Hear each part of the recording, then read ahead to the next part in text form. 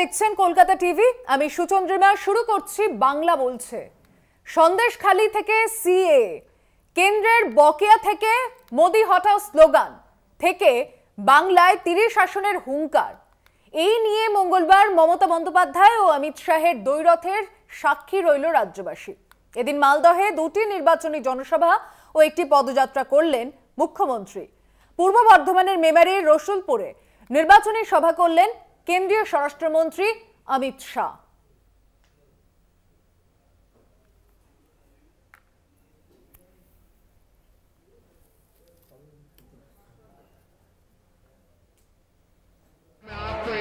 আইন প্রণয়নের প্রায় 5.5 বছর পর লোকসভা ভোটের মুখে সংশোধিত নাগরিকত্ব আইন কার্যকর করেছে কেন্দ্র। সিএ নিয়ে বিজেপি মরিয়া। মুখ্যমন্ত্রী তথা তৃণমূল নেত্রী মমতা বন্দ্যোপাধ্যায় প্রথম দিন থেকে জানিয়ে দিয়েছেন, বাংলায় সিএ বা এনআরসি রুখতে তিনি বদ্ধপরিকর। ममता दीदी सीए का विरोध कर रही है। मैं आज ममता दीदी को पूछना चाहता हूं, बांग्लादेश से आए हुए हिंदू, बौद्ध, जैन शरणार्थियों को नागरिकता मिले, इसमें आपका क्या तकलीफ है? उनका तकलीफ है उनकी वो घुसपैठिया वोट बैंक नाराज हो जाएगी। मगर मैं कहकर जाता हूं, एक एक शरणार्थी को नागरिकता देने का काम नरेंद्र मोदी सरकार करेगी। भाइयों की मां बोलेरा क्या चान, की आदिवासी भाई बोलेरा क्या चान, क्या चान, क्या আপনি জানেন ক্যার মানে কি? ক্যার মানে হচ্ছে আপনি যে আগে অ্যাপ্লাই করবেন, হাত লেখালে সঙ্গে সঙ্গে নামটা লেখালে আপনাকে বিদেশি বলে দেওয়া হবে, অর্থাৎ আপনি এখানকার মানুষ নন, আপনার নাগরিকত্ব চলে যাবে। রাজ্যের বকেয়া নিয়ে শাসক তৃণমূলের দাবি নস্যাৎ করেছেন অমিত শাহ। পাল্টা হিসেব দিয়ে তাঁকে চ্যালেঞ্জ করেছেন মুখ্যমন্ত্রী মমতা বন্দ্যোপাধ্যায়। नरेंद्र मोदी जी ने 10 लाख करोड़ रुपया दीदी को बंगाल के विकास के लिए भेजा है। आपके गांव में कुछ आया है क्या? जरा जोर से बोलो, आया है भाई? आया है? कहां गया? कौन खा गया? ये तृणमूल के गुंडे मोदी जी के 10 लाख करोड़ रुपया भेजा हुआ खा गए हैं। আমি অমিত শাহকে চ্যালেঞ্জ করে বলছি, আমাদের সরকার থাকাকালীন একটা ইউটিলাইজেশন সার্টিফিকেট করে নেই। সিপিএম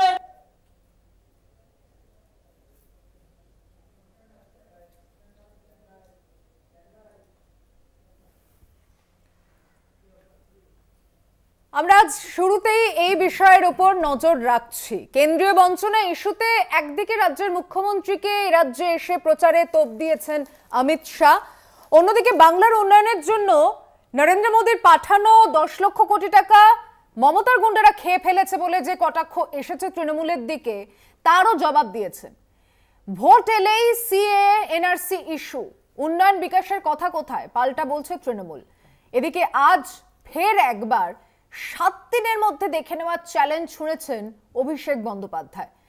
আজ বেশ গুরুত্বপূর্ণ জাতীয় রাজনীতি শুধু নয়, রাজ্য রাজনীতির এই দিকগুলো জাতীয় স্তরে নেতৃত্ব এসে যখন প্রচার করছে বাংলার মধ্যে, ঠিক সেই সময় শুধু কলকাতা নয়, জেলার বিভিন্ন জায়গায় তাপমাত্রা তো উত্তপ্ত হচ্ছে। যত ভোটের দফা বাড়ছে, রাজনৈতিক উত্তাপ বাড়ার সঙ্গে সঙ্গে সেই দিকে দৃষ্টিপাত করতে হচ্ছে, যা হচ্ছে সন্দেশখালী। সন্দেশখালী রেখা পাত্রকে গো ব্যাক স্লোগান।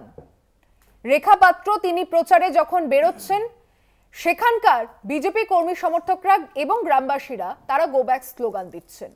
সবকিছু নিয়ে আজকের এই আলোচনা আমি শুরু করছি, যাদের সঙ্গে তাদের পরিচয় করাই। তৃণমূল কংগ্রেসের বক্তা রয়েছেন বৈশানর চট্টোপাধ্যায়, স্বাগত জানাচ্ছি আপনাকে। বিজেপির বক্তা রয়েছেন অচিন্ত মণ্ডল, স্বাগত জানাচ্ছি আপনাকে। কংগ্রেসের বক্তা রয়েছেন অশোক সরকার, স্বাগত জানাচ্ছি আপনাকে। বামেদের বক্তা রয়েছেন স্বপন মণ্ডল, স্বাগত জানাচ্ছি আপনাকে। আমি শুরুতেই আসছি বৈশানরদার কাছে।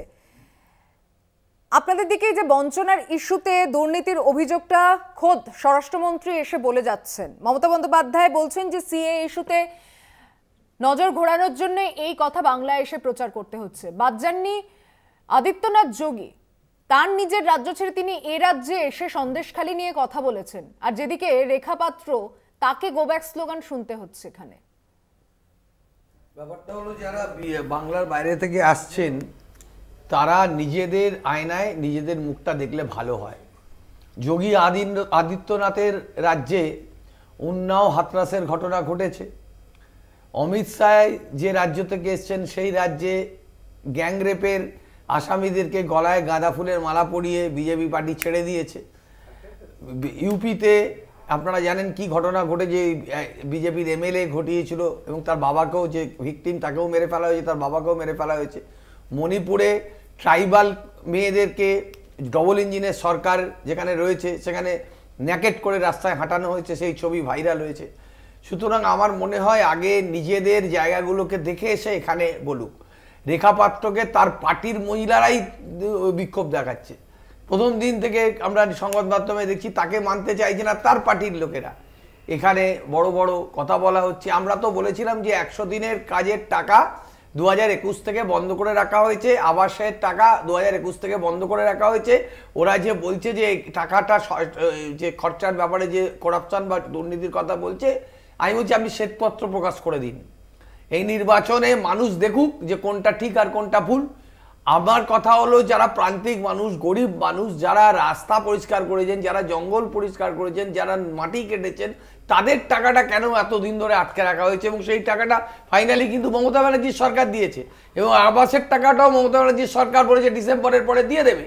সুতরাং এটা তো সেন্ট্রাল গভর্নমেন্ট যে আমাদের এইখান থেকে রাজ্য থেকে এতগুলো টাকা নিয়ে চলে যায়, সেই টাকা আমাদের রাজ্যের মানুষকে যে দেয়নি, এই ইস্যুটা মানুষ বা কেন্দ্রীয় বঞ্চনার বিরুদ্ধে আমরা মানুষের সামনে তুলে ধরেছি।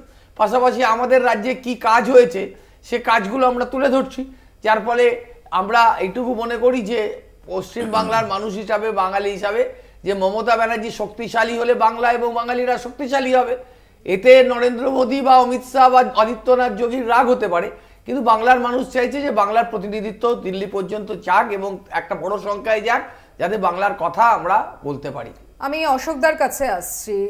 দিল্লির নেতৃত্ব বা বলা চলে জাতীয় বিজেপির নেতৃত্ব এ বাংলায় এসে যেভাবে তারা বলছেন, নিজেদের শাসিত রাজ্যগুলোতে যোগী আদিত্যনাথের প্রসঙ্গেই যদি বলা যায়, বা অমিত শাহ এখানে এসে যে কথাটা বলছেন যে রাজ্য সরকারকে টাকা দিয়েছেন দেশের প্রধানমন্ত্রী, এমনটা তিনি উল্লেখ যেন করছেন যাতে এটা আমাদের ট্যাক্সের পয়সা নয়, তাহলে এ রাজ্যে কেন সেই উদাসীনতা থাকছে? বা এই দিকগুলোতে যখন দৃষ্টিপাত করছে বিরোধী হিসাবে, অন্তত এ রাজ্যের বাসিন্দা হিসাবে কেমন লাগে? দেখুন, খারাপ তো লাগছেই।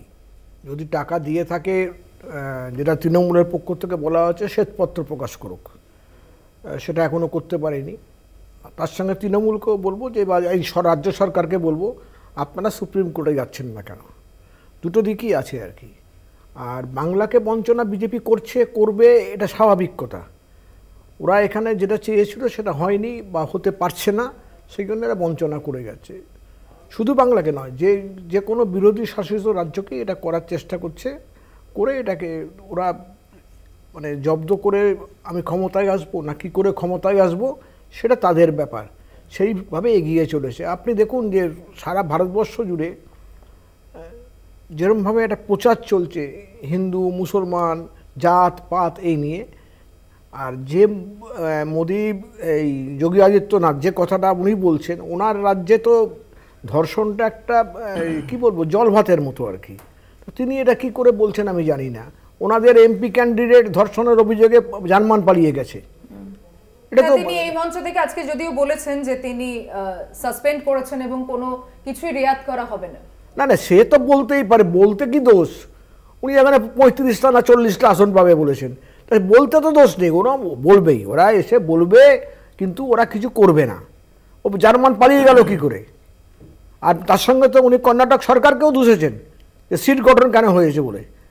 এটা কোনো কথা নয় আর কি। এটা ওনারা কিছু বলবেন না, কিছু করবেন না। ওরা চাইছে একটাই জিনিস, চাইছে যে ভারতবর্ষের মধ্যে সবাই নিরামিষ খান, শ্রাবণ মাসে মাছ মাংস 8 টাকা ঘরে ঢুকতে পারবে না, করলেই তুমি অহিন্দু। এই একটা দল, সেই দল ভারতবর্ষের ক্ষমতায় 10 বছর ধরে আছে, এটাই বাঙালিদের পক্ষে লজ্জার ব্যাপার। ইতিহাস না জানাটা খুবই ভয়ঙ্কর হয়ে উঠছে আগামীর জন্য। আমি পরের দুই বক্তার কাছে আসছি, তবে একটা ছোট্ট বিরতি নিয়ে ফিরছি এক্ষুনি বাংলা বলছেতে, সঙ্গে থাকবেন। ফিরে এলাম বিরতির পর, দেখছেন বাংলা বলছে। বিরতিতে যাওয়ার আগে আমি তৃণমূল এবং কংগ্রেসের বক্তব্য শুনেছি। আমি আসছি স্বপনবাবু আপনার কাছ থেকে। কোথাও এই সিএ ইস্যু, যা এই নির্বাচনের আগেই বিজেপির একটা অস্ত্র হিসাবে হাতিয়ার তারা সামনে এনেছে, এই বাংলায় এসে বারংবার অমিত শাহ তিনি কখনো 35 এখন 30-এর গণ্ডিতে নেমে গিয়েছেন, কিন্তু সিএ ইস্যু দিয়ে তিনি আসল মোদ্দা কথার নির্বাচনের আগে যে বিষয়গুলো সাধারণ মানুষের সঙ্গে যুক্ত আপনারা প্রচার করেছেন তা নিয়ে, সেগুলোকে ঢাকার জন্যই তিনি এই কথাগুলো বলছেন। মমতা বন্দ্যোপাধ্যায় অন্তত এমনটা দাবি করছেন, আপনারা কি বলবেন? এই বিষয়টা বলার আগে দুটো পয়েন্ট আরও যেগুলো তুলেছেন, দুটো লাইন বলে আমি আসছি আর কি। সেটা হচ্ছে যে বাংলাকে বঞ্চনার কথা বললেন, এটা অনস্বীকার্য যে বাংলাকে বঞ্চনা করছে। আমরা মনে করি যে গরিব লোক যারা কাজ করেছে, নিজেদের কায়িক পরিশ্রম করেছে, তাদের টাকাটা কেন্দ্রে দেওয়া উচিত বলে আমরা মনে করি। তার সাথে সাথে আমরা মনে করি যে তৃণমূল পরিচালিত সরকার যেটা চলছে আমাদের রাজ্যে, তাদের উচিত একটা শ্বেতপত্র প্রকাশ করা যে এই খাতে আমাদের এত টাকা কেন্দ্রীয় সরকার দেয়নি, তাহলে জনসাধারণের কাছে এটা ক্লিয়ার হয়ে যাবে। 2 নম্বর ব্যাপার যেটা বললেন আপনি, যে এই যে সিএর কথা যেটা বললেন আপনি, আমার একটা প্রশ্ন, আজকে অমিত শাহ যেটা বললেন যে মমতা দিদি, আমি যদি এদেরকে বাংলাদেশ থেকে যারা হিন্দু খ্রিস্টান বৌদ্ধ যারা এসছে আর কি, তাদের যদি আমি নাগরিকত্ব দিই, তাতে আপনার আপত্তি আছে? আমার একটা প্রশ্ন, যে এই যে নিশীথ অধিকারী যে কেন্দ্রের মন্ত্রী, আমরা শুনেছি যে ও তো বাংলাদেশ থেকে এসছে, তাহলে সে কি দেশের নাগরিক নয়? তাহলে যদি নাগরিক না হয়, তাহলে সে তার ভোটাধিকারটা এলো কী করে? সে কেন্দ্রের মন্ত্রীটা হলো কী করে? এই শান্তনু ঠাকুর মতুয়া সম্প্রদায়ের মানুষ, আপনারা জানেন, মতুয়া ভোট নিয়ে প্রচুর নাচানাচি করছে বিজেপি। শান্তনু ঠাকুর তার পরিবারের লোকেরা কি দেশের নাগরিক? তারা কি দেশে ভোট দেয়? তারা কি ইন্ডিয়ান সিটিজেন? শান্তনু ঠাকুর তো নিজে মন্ত্রী হয়ে বসে আছে সেন্ট্রাল গভর্নমেন্টে। তাহলে আগে অমিত শাহকে এটা ক্লিয়ার করতে হবে, আমাদের দেশে যারা বাংলাদেশ থেকে হিন্দুরা এসছে, যারা বৌদ্ধ এসছে, খ্রিস্টানরা এসছে বা অন্য জৈনরা এসছে, তারা ভোট দিচ্ছে, তারা দেশের নাগরিক কিনা এটা আগে বলতে হবে।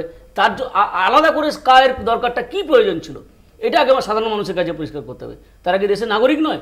তারা দেশের আইন পরিবর্তন করার ক্ষেত্রে বা আইন প্রণয়নের ক্ষেত্রে তারা কি ভূমিকা পালন করছে না? নিশ্চয়ই করছে। আর 2 জন কেন্দ্রীয় মন্ত্রী তো আমাদের পশ্চিমবাংলা থেকে আছে, অর্ধেক মন্ত্রী, দপ্তরের মন্ত্রী আর কি, তাই না? তারা কি দেশের নাগরিক নয়? তাহলে অমিত শাহ তো এখানেই পরিষ্কার করে বলে দিচ্ছে যে এরা মন্ত্রী হয়েছে, কিন্তু এদেরকে বেআইনিভাবে মন্ত্রী করা হয়েছে, কেন্দ্রের সরকার মন্ত্রী করেছে। এটুকুই আমার বক্তব্য আর কি।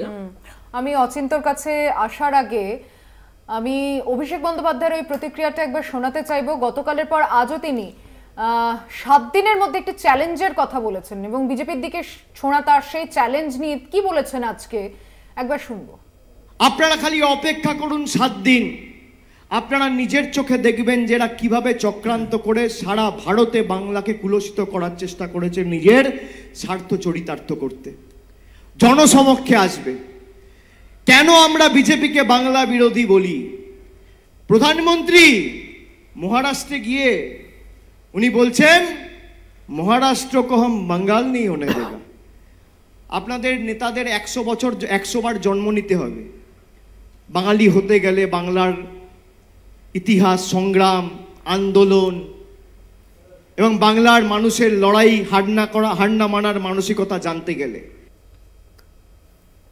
অচিন্তর কাছে আসছি, বিজেপির বক্তা অচিন্ত মণ্ডল। অচিন্ত, 7 দিনের চ্যালেঞ্জ কি এমন ঝুলি থেকে বেরোবে? দেখুন, খোকাবাবু এর আগে এরকম অনেক চ্যালেঞ্জ করেছে, কিন্তু কোনো চ্যালেঞ্জই তো আলটিমেটলি উনি জিততে তো পারেন না। কিন্তু রাজনৈতিকভাবে একটা ম্যাচুরিটি হলে এই ধরনের চ্যালেঞ্জ কেউ করে না। আর মানে যতবারই চ্যালেঞ্জ করেছে ততবারই উনি হেরেছেন। সুতরাং এই ম্যাচিউরড পলিটিশিয়ান অত গুরুত্ব দেওয়ার কোনো বিষয় আছে বলে আমার মনে হয় না। যিনি বলছিলেন যে বাংলা বা বাঙালি বিরোধী বা অভিষেক বন্দ্যোপাধ্যায় বা তৃণমূলের মুখপাত্র বলছিলেন, তো তারা এই বাংলাতেই শুধু রাজনীতি করে, আঞ্চলিক দল, যারা এমন ভাব করে যে ইন্টারন্যাশনাল পার্টি আর কি। কিন্তু তারা এই পশ্চিমবঙ্গে রাজ্যসভা সাংসদ বলুন বা লোকসভা সাংসদ, পশ্চিমবঙ্গ থেকে এই 10 কোটি মানুষের ভিতরে যোগ্য প্রার্থী খুঁজে পাচ্ছে না। এই লোকসভায় 42টার ভিতরে 3খানা সেই বাংলা বাইরে থেকে আনতে হলো। আপনারা ডায়মন্ড হারবারে অভিষেকের বিপরীতে যাকে দাঁড় করেছেন তিনি যোগ্য?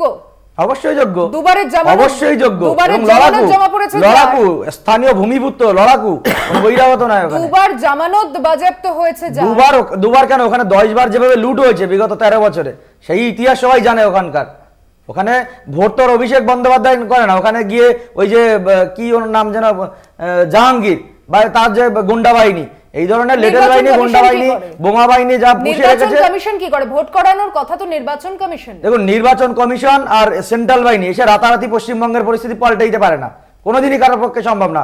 তারা নিয়ন্ত্রণ কিছুটা হলে করতে পারে, কিন্তু সামগ্রিক পরিস্থিতি কারোর পক্ষেই বদলানো সম্ভব না। এখানে যে গুন্ডারাজ অভিষেক বন্দ্যোপাধ্যায় ডায়মন্ড হারবার মডেল যেভাবে প্রতিষ্ঠিত করে রেখেছে, সারা পশ্চিমবঙ্গে একই জিনিস আমরা দেখছি। এমনকি শুধু লোকসভা 3 জন না, রাজ্যসভায় বা এমনকি যারা বাঙালিদের পার্টি বলছে, তারা প্রণব মুখার্জি যখন রাষ্ট্রপতি নির্বাচন হয়, তারা প্রণব মুখার্জির বিরুদ্ধে ভোট দিয়েছিল। কারা বাঙালিদের নিয়ে কথা বলছে? ভারতীয় জনতা পার্টি প্রতিষ্ঠাতা হচ্ছে একজন বাঙালি। আমরাই বাঙালিদের জন্য সবসময় লড়ছি। বাঙালি যদি সব থেকে বেশি প্রাণের কেউ হয়, বাঙালিদের কাছের যদি কেউ হয়, সেটা ভারতীয় জনতা পার্টি। আজকে সন্দেশকারী নিয়ে কথা বলছিলেন, আপনারাই দেখাচ্ছিলেন ওখানে নাকি বিজেপির কেউ, ওখানে মানে মহিলারা কারা বিরোধিতা করছে। এইগুলো এই ধরনের ন্যারেটিভ আপনারা সেট করবেন না, না জেনে শুনে। ন্যারেটিভ না, যা ফ্যাক্ট হচ্ছে সেটাই দেখানো হচ্ছে। আমি আবার আপনাকে সেই ফুটেজ দেখাবো এবং সেখানে কি ঘটনা ঘটেছে সেটাও আপনাকে দেখিয়ে দেব। আমি ওই জেলার ইনচার্জ এবং রেগুলার বেসিসে এসে দেখাচ্ছি আপনাকে, সঙ্গে থাকবেন। ফিরে এলাম বিরতির পর, দেখছেন বাংলা বলছে। আমি অচিন্ত আপনাকে থামিয়েছিলাম, কিন্তু তার সঙ্গে আরো একটা পয়েন্ট যুক্ত করি। অমিত শাহ, যোগী রাজ্যে প্রচারে আসছেন, খুব ভালো কথা, কিন্তু যে ইস্যুগুলো উত্তরপ্রদেশ একটা জ্বলন্ত ইস্যু হিসেবে গোটা দেশ তোলপাড় হয়েছে, সেখানে আদিত্যনাথ যোগীর মুখে এই রাজ্যে এসে সন্দেশখালি নিয়ে নারী শক্তির জয় জয়কারের কথা তিনি বলছেন। বিজেপি কর্মী হিসেবে এখানে যখন বক্তব্য রাখছেন, এগুলো কোথাও কন্ট্রাডিক্ট করতে পারছেন? দেখুন, যেটা বিরতির আগে যেটা চলছিল ওটা কমপ্লিট করে তারপরে টপিকে আসছি। ওখানে যারা বিক্ষোভ দেখিয়েছে পুরোপুরি তৃণমূলীরা, ওখানে মানে একদম পরিকল্পনা মাফিক এটা করছে।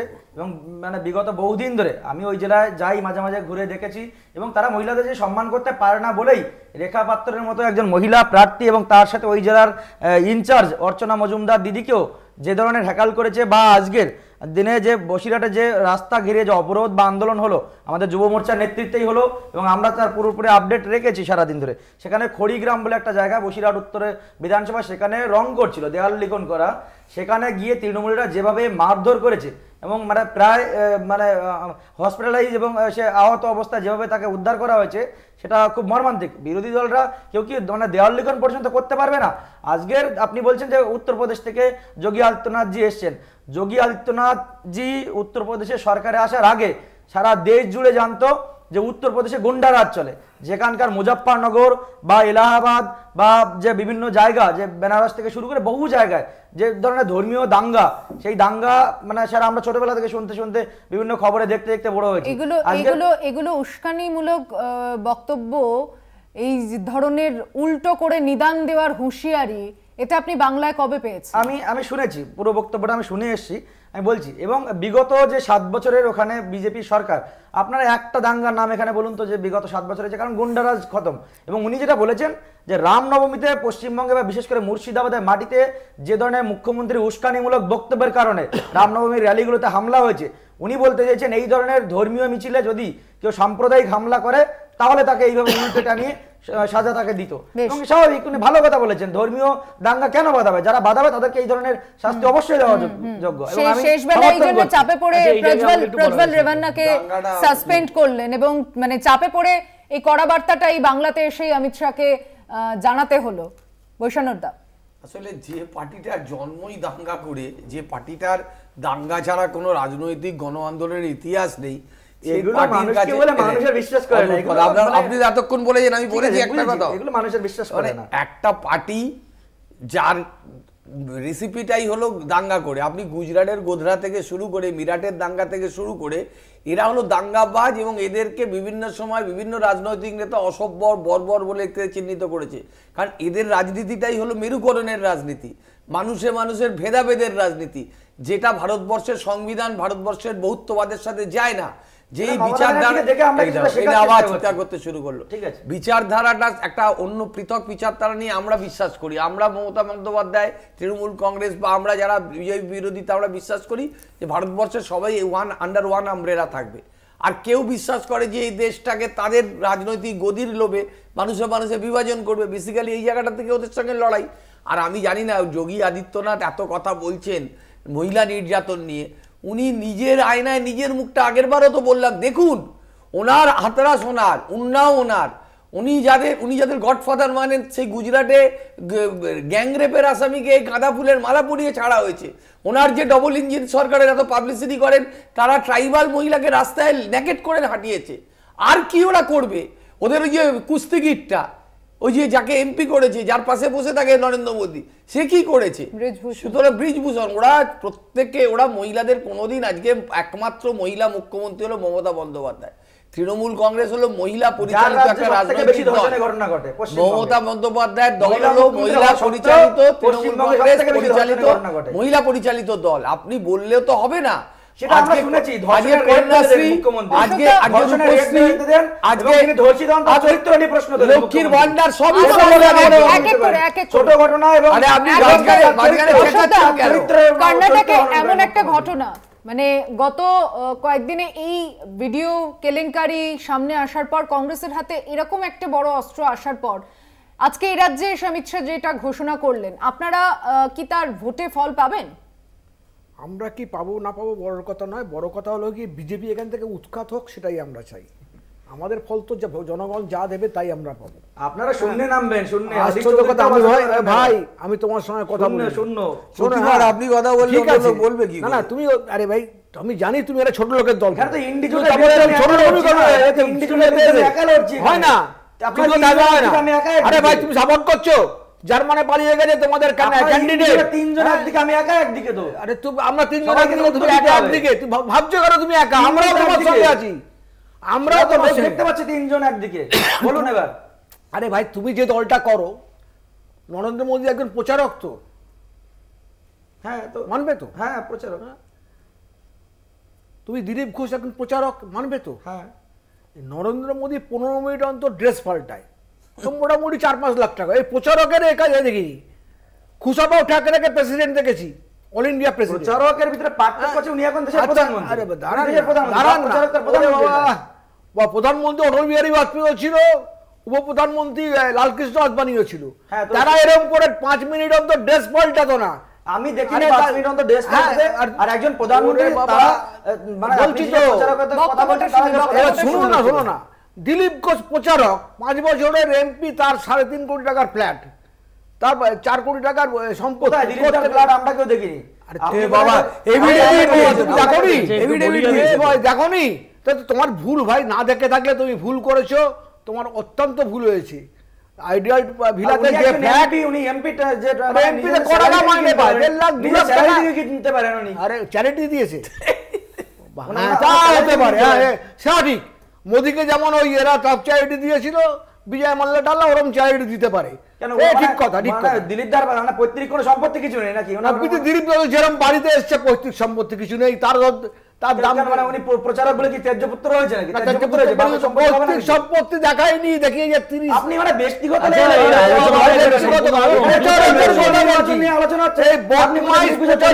মুখগুলো ঘুরে দেওয়ার কথা বলছি। শূন্য হয়েছেন তাই প্রচারক, যারা বলছে প্রচারক, লোকসভায় বলছি, খুশাবাউ ঠাকরে ছিল অল ইন্ডিয়া প্রেসিডেন্ট, তাকেও দেখেছি আমি অশোকা রোডে জামা প্যান্ট, নিজের ধুতি আর পাঞ্জাবি কাচতে। আপনি ওইদিকে দেশে আমি একটু বলার সুযোগ পাবো? হ্যাঁ নিশ্চয়ই পাবেন।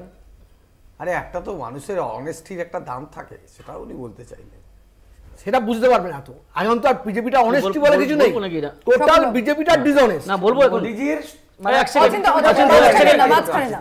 বিষয়টা হচ্ছে যে দুটো জিনিস এখানে উঠে এলো। আপনি অচিন্তের কথাটা দিয়ে বলি, ও একটা কথা বলতে বলতে একটা মুখ ফসকে কথা বললো যে আমরা মমতা ব্যানার্জিকে দেখে শিখছি। মানে আমরা যে বারবার করে কথাটা বলি না যে প্রতিযোগিতামূলক সাম্প্রদায়িকতা, যে কথাটা আর কি, সে সাম্প্রদায়িক কথাটা তাহলে অচিন্ত স্বীকার করে নিল যে মমতা ব্যানার্জির কাছ থেকেও তারা কিছু শিখছে। জনক এই কথাটা বলা যাবে না, শোনো এই কথাটা বলা যাবে না। 2 নম্বর মানে ওর সঙ্গে সঙ্গে যে কথাটা আমরা বলতে চাইছি যে বিজেপি শাসিত যে রাজ্যগুলো আছে, সেই রাজ্যগুলোতে নারী নির্যাতনের হারটা কিন্তু ভারতবর্ষের সব রাজ্য থেকে অনেকটা বেশি তুলনামূলকভাবে। এটা আপনাদের apparently মনে হয়, apparently শোনো মনে অজন্ত হয়। বলতে দাও, নিরপেক্ষভাবে যদি আপনি বলেন, কোনো মানে সাইডটাকে না নিয়ে যদি বলেন আপনি, তাহলে বিজেপি নারীদের সম্মান করে না। তারা যে স্লোগানটা তোলে তার মধ্যেই সেটা লুকিয়ে আছে। তারা বলে কিন্তু বর্তমান না, না, রাষ্ট্রপতি এক একজন সেকেন্ড, মহিলা। এক সেকেন্ড আমি আমরা বলছি। মহিলাদেরকে আরে সম্মান করি শোনো, না। আমি মহিলাদেরকে সম্মান দিয়ে রাষ্ট্রপতি হিসেবে বসিয়ে সংসদে যখন উদ্বোধন হলো তাকে ডাকলাম না, ওটা আরো বেশি চরম অপমান করে। যাক, আমি যেটা বলছি সেটা হচ্ছে যে ওরা যে স্লোগানটা দেয় তার সেই স্লোগানটা জয় শ্রীরাম বলে। অ্যাকচুয়ালি অরিজিনাল স্লোগানটা কিন্তু জয় সিয়ারাম।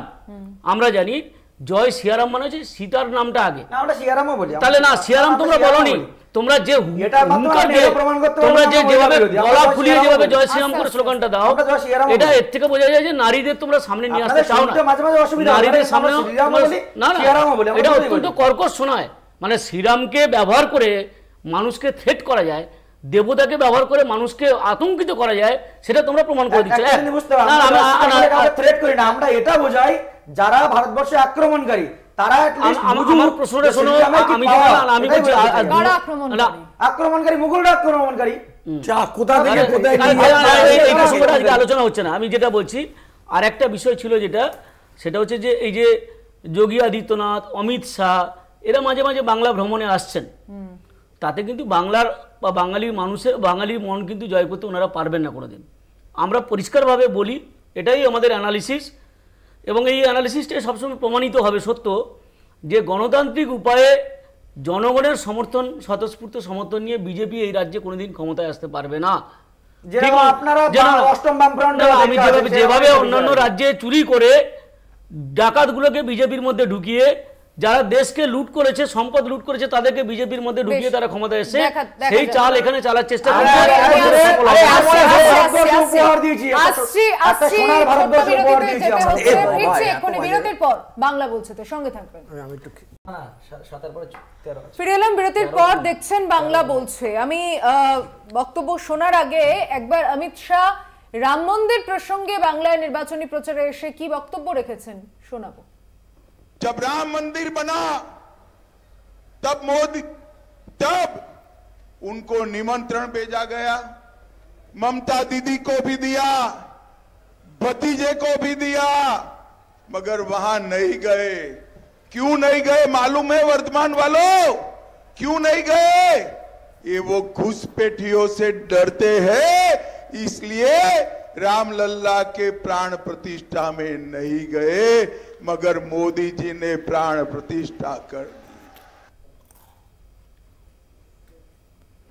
বৈষ্ণবদা স্বরাষ্ট্রমন্ত্রী, দেশের স্বরাষ্ট্রমন্ত্রী ঘুসপেটিয়া এই ধরনের শব্দ ব্যবহার করছেন। মঞ্চ থেকে প্রধানমন্ত্রী বলছেন যে তিনি বেঁচে থাকতে মুসলিমদের ধর্মের ভিত্তিতে সংরক্ষণ হবে না। এই ধরনের মন্তব্যের মমতা বন্দ্যোপাধ্যায় প্রতিবাদ আগেও জানিয়েছেন, এখনো তিনি বলছেন। অভিষেক বন্দ্যোপাধ্যায় যে চ্যালেঞ্জের কথা বলছেন বিজেপির বিরুদ্ধে, কি সেটা? আমি বুঝি না যে একটা দেশের প্রধানমন্ত্রী, একটা দেশের স্বরাষ্ট্রমন্ত্রী, তাদের মূল লক্ষ্যটা হলো মানুষে মানুষে ভাগ করে দেওয়া। ভগবান রামকে আমরা সবাই পুজো করি, শ্রদ্ধা করি, কিন্তু এখানে দাঁড়িয়ে ভগবানকে সামনে রেখে রাজনীতিতে তাকে ফয়দা তোলাই যে রাজনীতিটা ওনারা করছেন। আপনি প্রধানমন্ত্রী রাম মন্দিরে যাননি কেন? দাঁড়ান, আপনি বলবেন, আপনার টার্মে বলবেন। আপনি বলছেন প্রধানমন্ত্রী যে আমি পোশাক দেখে বুঝতে পারছি এরা কোন সম্প্রদায়ের মানুষ। বলছেন যে কাদের বেশি বাচ্চা হয় তাদেরকে চিহ্নিত করছি। এই ধরনের কথা, বাক্য, এই ধরনের বিষয়ে যিনি বলেন, তিনি ভারতবর্ষের যে সোশ্যাল বন্ডিং, যে সামাজিক বন্ধন, যে ভারতবর্ষ অত ত্যাগের মধ্যে দিয়ে লড়াই করে, বিজেপি তো কোনোদিন ত্যাগ, গেরুয়া পতাকা যারা ছিল ভারতবর্ষের স্বাধীনতা আন্দোলনে তাদের কোনো ভূমিকা নেই। আজকে তারা এসে এই সোশ্যাল বন্ডিংটাকে ভাঙতে চাইছে। ধর্মকে কেন্দ্র করে রাজনীতি, ধর্মকে রাজনীতির সঙ্গে মিশিয়ে দিয়ে দ্বিতীয়বার প্রধানমন্ত্রী হওয়ার পর গদির লোভ এতটাই যে উনি বুঝতে পারছেন উনি কোনো কাজ করেননি। উনি বলতে পারতেন যে আমি বছরে 2 কোটি বেকার যুবকের চাকরির প্রতিশ্রুতি ছিল, আমি 20 কোটি বেকার যুবকের চাকরি দিয়েছি, এই রাজ্যে এইখানে চাকরি দিয়েছি। বলতে পারতেন 15 লক্ষ টাকা করে প্রত্যেক অ্যাকাউন্টে, 10,000ও দিতে পারেননি। 20 লাখ 10,000 দিতে পারেন। কথার মাঝখানে কথা, আপনি একটা কথা বুঝুন। আপনি বিদেশ থেকে কালো টাকা মুড়িমুড়কির মতো বিক্রি করেছেন, বিদেশ থেকে কালো টাকা উদ্ধার করে মুড়িমুড়কির মতো বিক্রি করেছেন। এরকম ভাবে কথা বললে হবে? কালো টাকা উদ্ধার করেছেন কিনা দেখান, 15 লক্ষ টাকা করে প্রত্যেক অ্যাকাউন্টে দিয়েছেন কিনা। আপনি বললেন অজিত পাওয়ার চিটিংবাজ, চোর, সেই অজিত পাওয়ারকে মহারাষ্ট্রের উপমুখ্যমন্ত্রী বানালেন। বললেন হেমন্ত বিশ্ব শর্মা রোজ ভ্যালির প্রাইম অ্যাকিউজ, তাকে আসামের মুখ্যমন্ত্রী বানালেন। আপনি শুভেন্দু অধিকারী হাতে করে টাকা নিচ্ছে, এই ছবি বিজেপি পার্টি অফিস থেকে ফ্লোর করা হয়েছিল, তাকে আপনি বিরোধী দলের নেতা বানালেন। আপনি নারায়ণ রানে, রেড্ডির বাদাস, অশোক চৌহান, কত নাম বলবো, যাদের ওয়াশিং মেশিনে ঢুকিয়ে আপনারা আপনাদের দলে নিয়েছেন, যে চাকে চোর বলেছেন, সেই চোরকে পাশে দিয়ে বলছেন দুর্নীতির বিরুদ্ধে লড়বো। এই ভণ্ডামিটা আর কেন করছেন?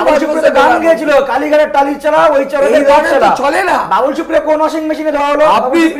আপনি আপনারটা উত্তর দিন। আরে আপনাকে তো প্রশ্ন করলাম, আপনি উত্তর দিন না। আরে আমি বাবুল সুপ্রিয় কোন ওয়াশিং মেশিনে ধরা হলো? প্রশ্ন আমি করব, উত্তর আপনারা দেবেন। আমি অশোকদার কাছে আসছি।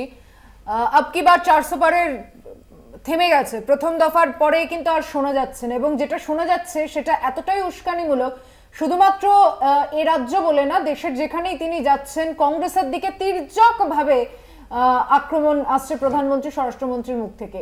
এ রাজ্যে এসে তৃণমূলের দিকে যে আঙুলগুলো উঠছে বা জাতীয় স্তরে আপনাদের দিকে যে আঙুলগুলো উঠছে, তার জবাবে বাংলার মধ্যে আপনারা সংঘবদ্ধ থাকলে জবাবটা অন্যরকম ভাবে দিতে পারতেন। নেই এখন, সেটা অন্য কথা। কিন্তু যে বক্তব্যগুলো আসছে সেখান থেকে বিজেপির প্রধানমন্ত্রী বা স্বরাষ্ট্রমন্ত্রীর কাছ থেকে, রাজ্যের কংগ্রেসের তাতে কি প্রতিক্রিয়া? না না, রাজ্য কংগ্রেসের প্রতিক্রিয়া, আমরা তো লড়ছি জেতার জন্য। এবারে জনগণ যাকে ভোট দেবে সেই জিতবে, সুতরাং এটাকে এনে নিয়ে তো কোনো কথা নেই। কথা হলো গিয়ে মোদি এত মানে বেপরোয়া হয়ে গেছে, হেরে যাচ্ছে দেখে, যার জন্যে কত রকম ছল বল কৌশল করছে। ইন্দোরে একজন এমপি ঠিক লাস্ট মোমেন্টে কংগ্রেসের এমপিকে টাকা দিয়ে কিনে, ওই ভোডাফোন এক মন্ত্রী হয়েছে ওদের মধ্যপ্রদেশের, তার গলায় চুম্বু খেতে দেখছি, গলা জড়িয়ে, ভোডাফোন মন্ত্রী। আর কর্ণাটকে তো একজন করলো, তো 3 জনকে তো তুলে নিয়ে চলে গেল। আপনাদের এমপিরা তো বিক্রি হয়ে যায় কেন, মানে ধরে রাখতে পারছেন না? আরে ভাই, তোমাদের আমি এটা প্রশ্ন করছি, তোমাদের টাকা এত যে কি করে থাকবে, তাহলে কি দলে কি করে থাকবে পারেন না? আরে বাবা, কি করে থাকতে পারেন না? তোমরা এত টাকা চুরি করেছো, কোটি কোটি মানে ডলারে, ডলারে হিসেব, প্রায় মাঝে মাঝে ডলারে হিসেব বিক্রি হয়ে যাচ্ছে। তোমাদের একটা ডলারে হিসেব, এখানে যখন 400 কোটি 500 কোটি, তোমাদের 500 কোটি ডলার, 600 কোটি ডলার, এর ব্যাপার। তোমরা তো নাও না, কিনবো না, আমরা কিনবো না। আরে দলে নীতি লাভ হবে, বলতে দাও। তোমাদের এখন এইরকম করে যদি 400 পারের স্বপ্ন দেখিয়ে লোককে এ করে, তাহলে মানুষ তাহলে একটু বোঝা উচিত যে তার সেই দলটা কতখানি মানে খতরনাক। আবার এখানে এসে বলছে উল্টো করে পেটাবে, তো আসামিদের ওরম করে মারতো আগে, মানে এখনকার দিনে নয়। আরে ওনাকে যদি কেউ ওরম করে উল্টো করে মারে হেরে যাওয়ার পর, ওই তো মোটাসোটা চেয়ারা, এই গরমকালে 45 ডিগ্রিতে যদি ইডেন গার্ডেনের মধ্যে উল্টো করে দিয়ে 2-4টে ডান্ডা মারলে তো কাফি। ওরা সাহস কি হলো পশ্চিমবঙ্গে বসে পশ্চিমবঙ্গের লোককে উল্টো করে মারবে? আমি আসছি একটা ছোট্ট বিরতির সময় হয়েছে। বাংলা বলছেতে ফিরছে এক্ষুনি একটা ছোট্ট বিরতি নিয়ে, সঙ্গে থাকবেন। ফিরে এলাম বিরতির পর, দেখছেন বাংলা বলছে। আমি স্বপনবাবু আপনার কাছে আসছিলাম, যদিও কথা শুরু হয়েছিল সন্দেশখালী, সিএ, এসএসসির আবহটাও তো চলছে, এবং বিজেপি প্রচারে এসে সেই দিকেও বেশ ধোঁয়া দিচ্ছে তৃণমূলের বিরুদ্ধে। বিকাশবাবুকে ঘিরে একটি বিক্ষোভের ঘটনাও কিন্তু আজকে ঘটেছে। কোথাও ইস্যুগুলো এতটাই প্রাসঙ্গিক হয়ে যাচ্ছে এই নির্বাচনের আগে, তৃতীয় দফার আগে, বিজেপির হাতে কি আপনারাও কিছুটা অস্ত্র ঠেলে দিচ্ছেন না? একেবারেই নয়। দেখুন, আমরা তো প্রথম থেকেই পরিষ্কার করে বলছি, সে বিজেপি হোক, তৃণমূল হোক বা যেই হোক না কেন, দুর্নীতি তার বিরুদ্ধে বামপন্থীরা লড়াই করে যাচ্ছে, ধারাবাহিকভাবে লড়াই করবে। কিন্তু তার সঙ্গে বিকাশবাবুকে ঘিরে যে বিক্ষোভ, সেটা কি সম্পর্ক? আজকে যে ঘটনাটা ঘটেছে, আমি বলছি যে এটা কিন্তু 22 তারিখের এফেক্ট। 22 তারিখে কলকাতা হাইকোর্টের ডিভিশন বেঞ্চ যে রায়টা দিয়েছিল, তাতে করে প্রায় 26,000 শিক্ষকের চাকরি অনিশ্চিত হয়ে গেছে, শিক্ষাকর্মী চাকরি, এবং সুপ্রিম কোর্টে পেন্ডিং আছে। 6 তারিখে ওটা আবার একটা হিয়ারিং হবে। এবং প্রসঙ্গক্রমে বলে রাখি, আজকেই আমরা স্কুল সার্ভিস কমিশনের চেয়ারম্যানের সঙ্গে আজকেই আমরা দেখা করে ডেপুটেশন দিয়েছি এবং এই যে একটা ডেডলক সিচুয়েশন তৈরি হয়েছে কিভাবে সমাধান করা যায় তার সুন্দর করে পথ আমরা বাদলে দিয়ে এসেছি। সরকারের যদি আন্তরিকতা থাকে তাহলে তারা কিন্তু সেই পথে সমাধান করে দিতে পারে। আমরা ডেপুটেশন যেটা দিয়েছি তার কপি আপনাদেরকেও পাঠিয়েছি সব চ্যানেলকে। আজকে হাইকোর্টের ভেতরে দাঁড়িয়ে মানে কোর্টের জুরিডিকশনের মধ্যে যে জায়গা সেখানে দাঁড়িয়ে শিক্ষকরা বিকাশ ভট্টাচার্যের সঙ্গে যে আচরণটা করেছে এই আচরণ অত্যন্ত নিন্দনীয়। এটা শিক্ষক সুলভ আচরণ নয় বলে আমরা মনে করি। আর এরা কিন্তু শিক্ষক হওয়ার যোগ্য নয়। আইনিভাবে যখন লড়াই হচ্ছে, আদালতে যখন লড়াই হচ্ছে, আইনিভাবেই তাদেরকে জয়লাভ করে দেখাতে হবে। এটাই তো শিক্ষা। আমরা তো শিক্ষকরা ছাত্রদের সেটাই শেখাই, দেশের সংবিধান, দেশের আইন কানুন মেনে চলা। আজকে শিক্ষকরা যদি সরাসরি গিয়ে আইন হাতে তুলে নেয় আদালতের ভেতরে দাঁড়িয়ে, তাহলে তারা ওখানে যারা বিচারপতি আছেন তাদের চোখের সামনে দেখিয়ে দিচ্ছে আঙুল দিয়ে যে দেখুন আমরা অন্যায় করেছি, অন্যায় করছি বলে ভায়োলেন্সের পথ আমাকে নিতে হচ্ছে, তাই না? তাদের তো বড় বড় উকিলরা আছে। প্রাইমারি শিক্ষকদের হয়ে যারা লড়াই করছে তারা আইনগতভাবে সেখানে বিকাশবাবুকে খণ্ডন করবেন, তারা জিতে যাবেন সেখানে কোর্টের কাছে বিচারপতিদের কনভিন্স করে। সেটাই তো নিয়ম। এখানে যে বিচারপতি মানে যে আইনজীবী তাদের বিরুদ্ধে লড়ছে তাকে এভাবে ব্যারিকেড করা, তাকে এভাবে অপমান করা, এর দ্বারা প্রমাণিত হচ্ছে যে প্রাথমিক শিক্ষক নিয়োগের যে প্যানেল তৈরি হয়েছিল, পরপর দুটো প্যানেল নিয়ে যে প্রশ্ন আছে, একটা 32,000 আর একটা সম্ভবত 25,000, এই দুটো প্যানেল নিয়ে কিন্তু বড় সন্দেহ দেখা দিয়েছে। কারণ আমরা জানি যে রাত 12টার পর SMS-এ অ্যাপয়েন্টমেন্ট লেটার গিয়েছিল, যেটা শুধু ভারতবর্ষ নয় পৃথিবীতে একটা নজিরবিহীন ঘটনা।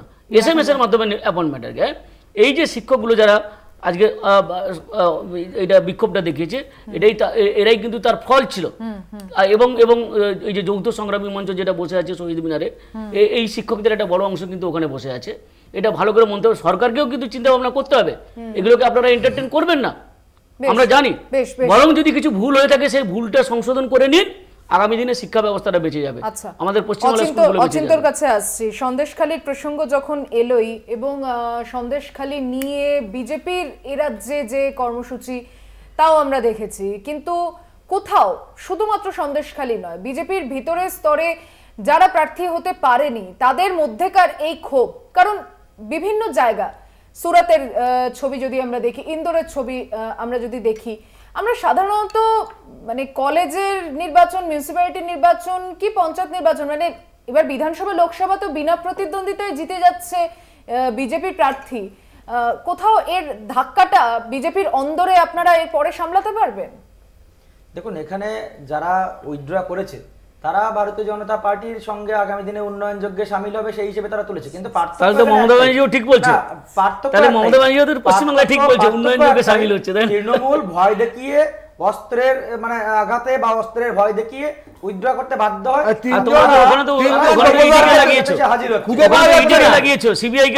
এখানেই এবার আজকের স্বপনদা যেটা বলছিলেন যে যদি সরকারের সদিচ্ছা থাকে বা বিভিন্ন কিছু, না আপনি আপনার প্রশ্নের উত্তরেই থাকুন, পুরোটা আগে উত্তর দিন, তারপর উত্তরটা দিলাম। তারা স্বইচ্ছা এসছে, আপনার দলের মধ্যে স্ববিরোধিতা বাড়বে না তো আগামী সময়? সন্দেশখালীতে রেখা পাত্রকে গো ব্যাক স্লোগান, না গো ব্যাক স্লোগান ওখানে কেউ কোনো বিজেপির একটা প্রশ্ন করি আমি, পুরোটাই তৃণমূলের। আমি একবার ফুটেজটা দেখাতে বলবো পিসিআর কে, যে তারা যে মানে বিজেপির এইটা কোথায় প্রমাণ আছে, কোথায় লেখা আছে দেখা যাক না, ছবিতে কি প্রমাণ আছে কি না আছে সেটা ছবি কথা বলবে। তৃণমূলেরা যে ফ্ল্যাগ নিয়ে ওখানে যায় তাকে আমরা নেব, ছবি কথা বলবে। আরে শাক দিয়ে মাছ ঢাকলে হবে?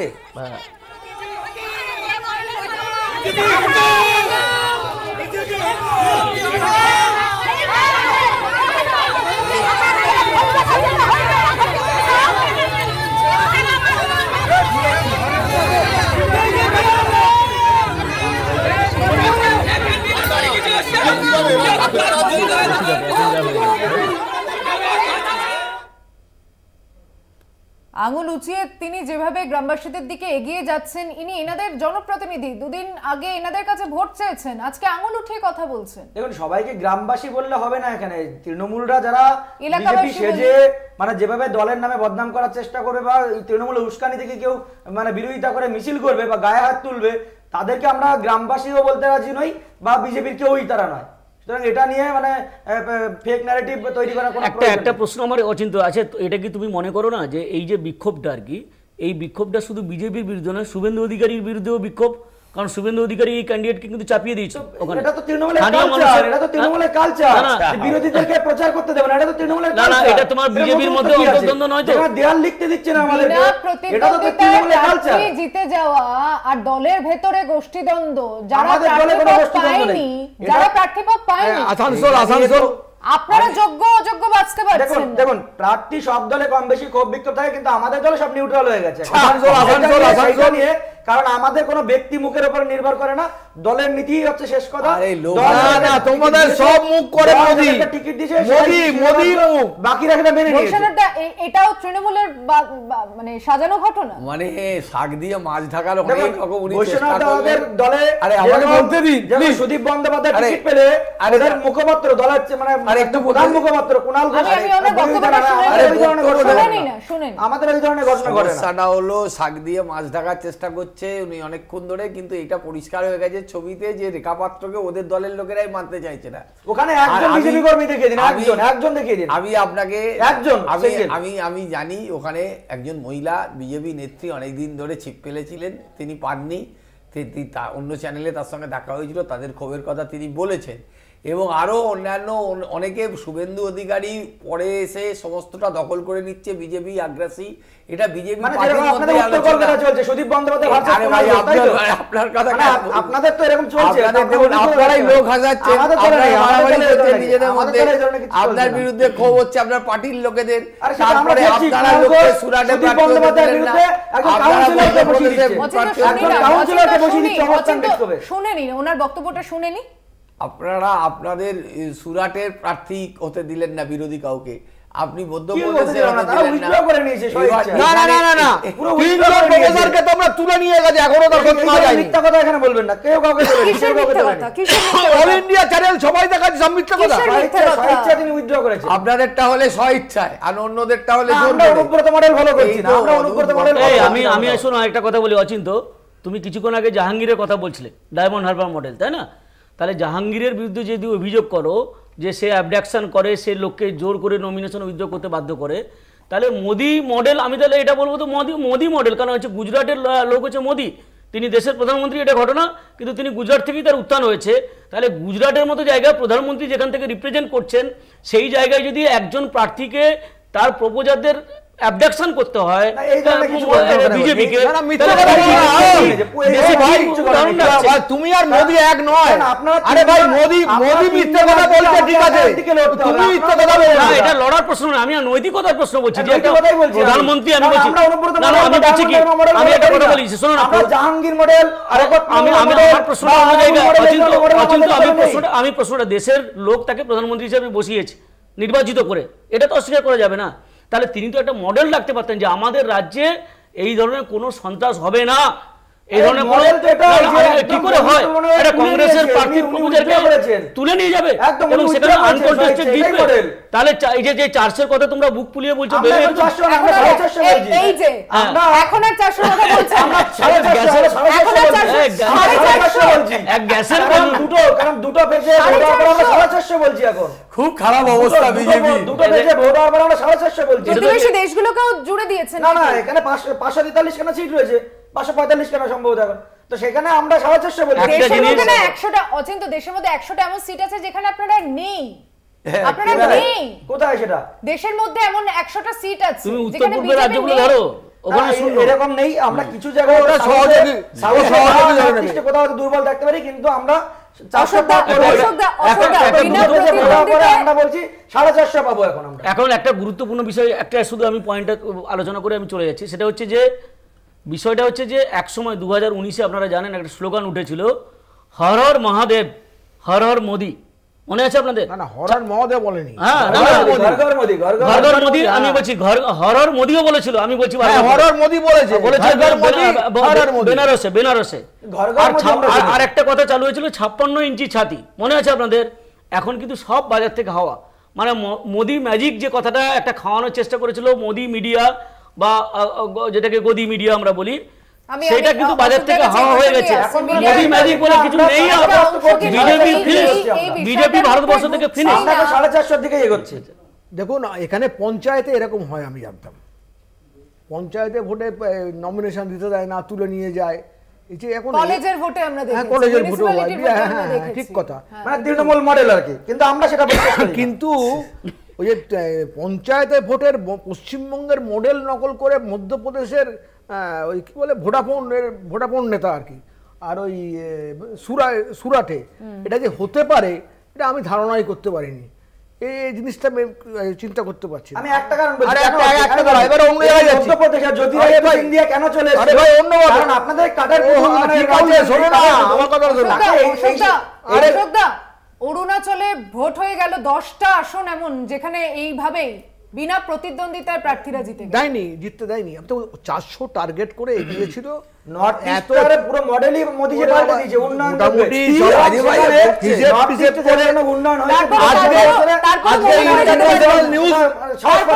দক্ষিণ ভারতে আপনি তো 2টো সিটও পাবেন না। দক্ষিণ ভারতে 130টা 2টো সিটও পাবেন না। আমরা বিগত দিনে আগামী দিনে দক্ষিণ ভারতে একমাত্র বিকল্প হিসেবে বিজেপি উত্থান হবে সেখানে দক্ষিণ ভারতে। আমি একটা কথা বলবো, তুমি সব উত্থান হোক, তোমাদের পতন না হলেই ভালো। আমরা পতন দেখতে চাই না, কারণ ওরকম করে উল্টে ঝোলাবার অনেক দূর থেকে পড়লে পরে পতন দেখতে চাই না, ভালো উল্টো করে পড়লে ভীষণ মাথায় লাগবে আর কি, আর মোটা মাথা ভীষণ লাগবে। আমি আসছি আলোচনার মধ্যে, একটা ছোট্ট বিরতির সময় হয়েছে, ফিরছি এক্ষুনি বাংলা বলছেতে, সঙ্গে থাকুন। ফিরে এলাম বিরতির পর।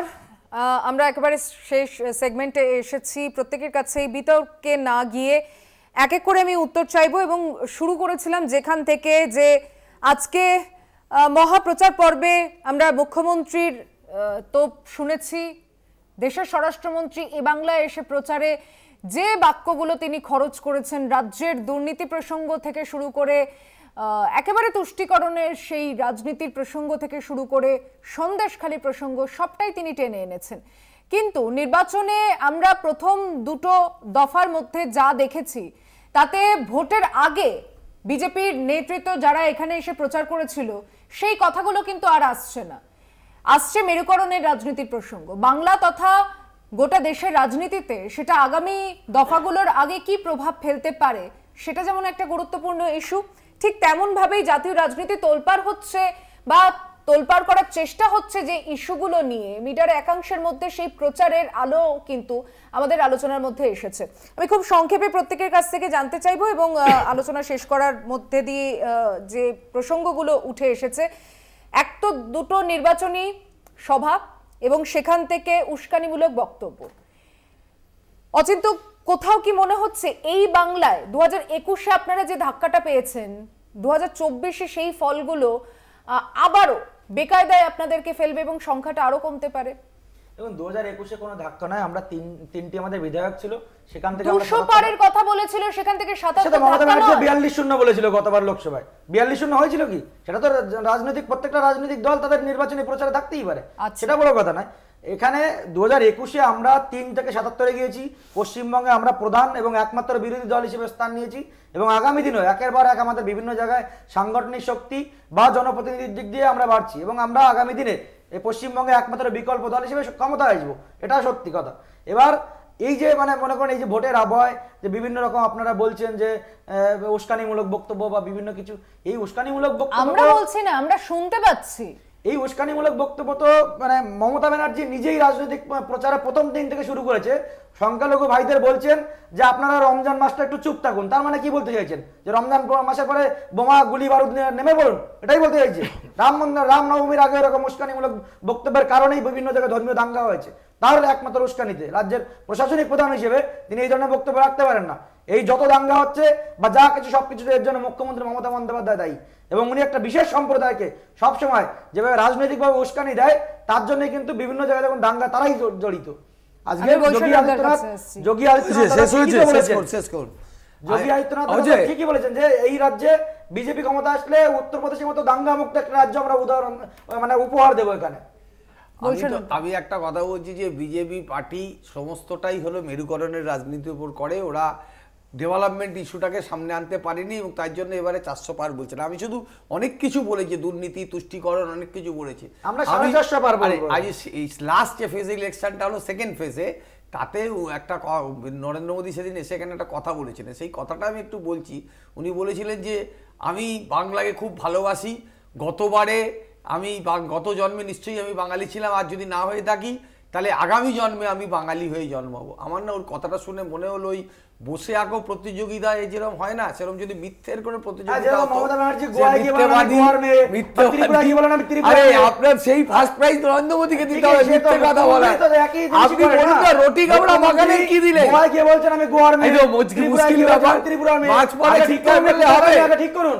আপনি মিথ্যে কথা, প্রধানমন্ত্রী এত বড় মিথ্যাবাদী প্রধানমন্ত্রী এর আগে একটা দেখিয়ে দিন। আপনি মুখ্যমন্ত্রী এত অযোগ্য প্রধানমন্ত্রী দেখিয়ে দিন। 2 ঘন্টা যেভাবে মিথ্যে কথা বলেন, এরকম একজন মুখ্যমন্ত্রীর নাম বলুন।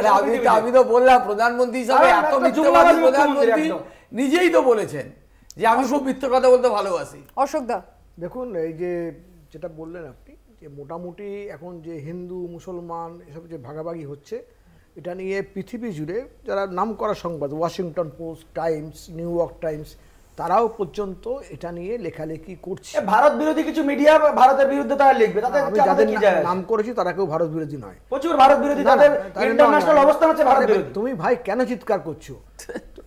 আমি তোমাকে পরের বার অভিজিৎ গাঙ্গুলির মতো করে দেবো, চিন্তা করো না।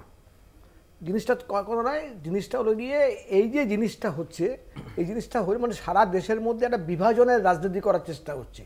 আমাদের ভারতবর্ষ তো বিভাজন বলছে ওবিসি রিজার্ভেশন তুলে দিয়ে মুসলিমদেরকে সেই রিজার্ভেশন দেবে। সময় নেই বিতর্কে। এবারে আমার আছে এই বিভাজন করার চেষ্টাটা আমাদের নাগরিক হিসেবে, রাজনৈতিক দল হিসেবে, সচেতন নাগরিক হিসেবে প্রত্যেকের রুখে দেওয়া উচিত। বিজেপি যাতে এখান থেকে একটাও সিট না পায় সেই চেষ্টাটা মুসলিম লীগের ম্যানিফেস্টো করা হচ্ছে, বের করেছেন মুসলিম লীগের ম্যানিফেস্টো। ও বাজে বকছো কেন ভাই? না এই তর্কটা কেন বাজে বকছো? সত্যি কথা বললে তো আপনারা রাগ হবে না, রাগ না।